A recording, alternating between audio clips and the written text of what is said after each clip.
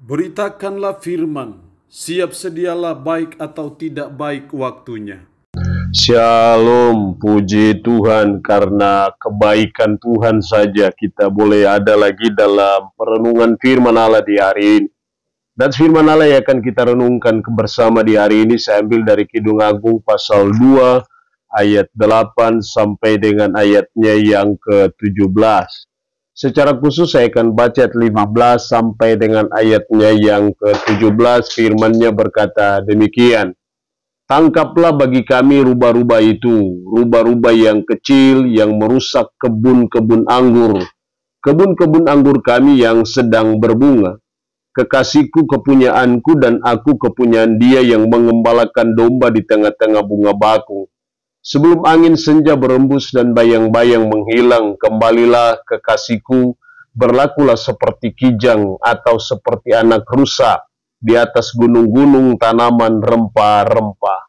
Demikian kebenaran firman-Nya di hari ini yang secara khusus mengajar kita, menasihati kita.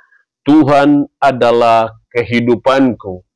Sebagai umat, sebagai orang percaya, kita harus memahami Kidung Agung itu dalam perspektif bahwa hubungan umat Israel dengan Tuhan itu digambarkan seperti hubungan suami istri. Hubungan Kristus dengan gerejanya atau jemaatnya digambarkan seperti hubungan suami istri.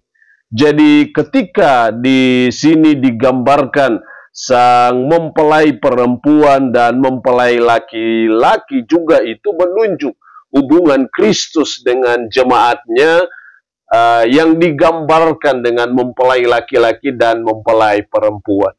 Dan secara khusus dalam ayat 16, kekasihku kepunyaanku dan aku kepunyaan dia. Jadi ketika kita berbicara kekasihku, kasihku, kehidupanku, sesungguhnya sama dengan kita berbicara bahwa Tuhan adalah kehidupanku.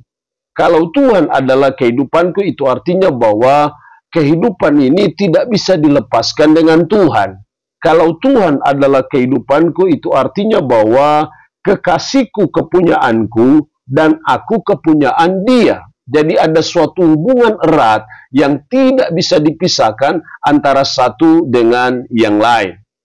Nah, kalau Tuhan adalah kehidupan kita, kalau Tuhan adalah totalitas seluruh kehidupan kita, dan kehidupan kita tanpa Tuhan tidak bisa, karena Tuhan adalah kepunyaan kita dan kita adalah kepunyaan Dia.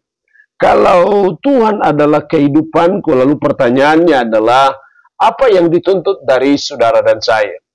Setidaknya dari nats firman Allah ini kita belajar dua hal penting yang dituntut dari saudara dan saya. Ayat 15, tangkaplah bagi kami rubah-rubah itu, rubah-rubah yang kecil yang merusak kebun-kebun anggur kami yang sedang berbunga. Ada rubah-rubah itu yang merusak kebun anggur. Artinya kalau ibarat suatu tanaman ini menunjuk kepada hama yang merusak tanaman itu. Dan ini menunjuk bahwa dalam hidup kita seringkali ada rubah-rubah kecil yang merusak hidup kita, yaitu yang namanya dosa itu. Jadi dosa ibarat hama yang terus menggerogoti hidup kita, menggerogoti tanaman kita yang seringkali merusak dan menghancurkan kehidupan kita sendiri. Jadi kalau kondisi seperti itu, maka sebagai umat, kalau Tuhan adalah kehidupanku, maka kita terus untuk membuang rubah-rubah kecil dalam hidup kita. Kita terus dituntut untuk membuang cara-cara hidup kita, pola hidup kita, kelakuan kita yang tidak berkenan kepada Allah. Itu harus selalu dibuang. Karena itu akan menjadi rubah-rubah kecil yang akan merusak kehidupan kita. Dosa selalu menjadi penghambat berkat Tuhan dalam hidup kita. Dosa selalu menjadi penghalang campur tangan Tuhan. Bahkan seringkali bisa memutuskan hubungan kita dengan Tuhan, menjauhkan kita dari Tuhan. Jadi kalau Tuhan adalah kehidupanku, Maka mari sebagai umat, sebagai orang percaya, kita terus mendeteksi rubah-rubah dalam hidup kita, dalam diri kita, dan kita terus mau membuangnya, meninggalkannya, karena itu akan merusak kebun anggur kita. Yang kedua, yang dituntut dari kita kalau Tuhan adalah kehidupanku, dalam ayat 16, kekasihku kepunyaanku, dan aku kepunyaan Dia, yang mengembalakan domba di tengah-tengah bunga bakung. Tuhan adalah gembala kita, yang mengembalakan kita. Jadi kalau Tuhan adalah kehidupan kita, yang juga adalah mengembalakan hidup kita, itu berarti bahwa Tuhan yang menjadi pemimpin hidup kita. Tuhan jugalah yang bertanggung jawab menjaga dan melindungi kita. Nah, yang dituntut dari kita sebagai domba-domba adalah, mari kita menuruti pimpinan Sang Gembala. Mari kita dengar-dengaran dengan Sang Gembala. Kita tidak boleh memberontak, kita tidak boleh tidak taat kepada Sang Gembala, tetapi sebaliknya Sang Gembala yang baik, itu namanya Yesus Kristus, yang terus mengembalakan kita sebagai domba-domba, maka kita terus mengikuti apa maunya Sang Gembala. Apa kehendak Sang Gembala, kita belajar.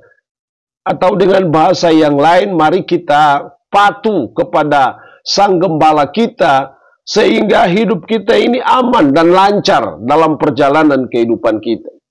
Saya percaya kita tidak meragukan bahwa Sang Gembala kita, Yesus Kristus, adalah Sang Gembala yang baik. Kalau Dia gembala yang baik, artinya bahwa Dia gembala yang sangat-sangat bertanggung jawab untuk kehidupan kita. Bertanggung jawab untuk masa depan domba-domba, bertanggung jawab ketika domba dalam keadaan lapar atau sakit. Tetapi juga konsekuensinya adalah, mari kita sebagai domba jadi domba-domba yang dengar-dengaran. Bukan jadi domba yang kepala batu, domba yang selalu memberontak terhadap pimpinan dari Sang Gembala. Jadi kalau Tuhan adalah kehidupanku, maka kita belajar untuk tunduk, patuh, dan taat kepada Sang Gembala kita, Yesus Kristus. Allah yang punya firman ini memberkati kita dengan firman-Nya di hari ini. Amin. Mari kita berdoa. Puji syukur untuk firman-Mu hari ini.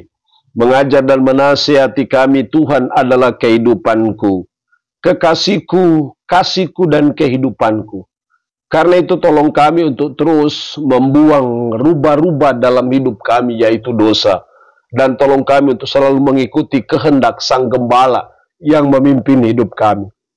Roh-Mu yang kudus tanamkan dan meteraikan firman dalam hati dan pikiran kami, dan sanggupkan kami untuk bisa memperlakukannya dalam hidup kami sehari-hari. Berkat Tuhan bagi umat-Mu yang mendengarkan renungan harian di hari ini, yang sakit dalam nama Yesus, Tuhan lawat, jamah, dan sembuhkan dari sakit penyakit yang diderita. Terpujilah nama-Mu, dalam nama Tuhan Yesus Kristus kami berdoa. Amin. Shalom. Tuhan Yesus memberkati kita dengan firman-Nya di hari ini.